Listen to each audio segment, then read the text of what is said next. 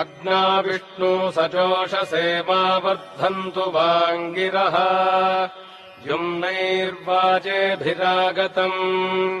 वाजश्च मे प्रसवश्च मे प्रगतिश्च मे प्रसितिश्च मे धीतिश्च मे क्रतुश्च मे स्वरश्च मे श्लोकश्च मे श्रावश्च मे श्रुतिश्च मे ज्योतिश्च मे सुवश्च मे प्राणश्च मे पानश्च मे व्यानश्च मे सुश्च मे चित्तम् च आधीतम् च मे वाक्च मे मनश्च मे चक्षुश्च मे श्रोत्रम् च मे दक्षश्च मे बलम् च ओजश्च मे सहश्च आयुश्च मे जरा च आत्मा च मे तनूश्च मे शर्म च मे वर्म च मेऽङ्गानि च मे स्थानि च मे परोगुंषि च मे शरीराणि च मे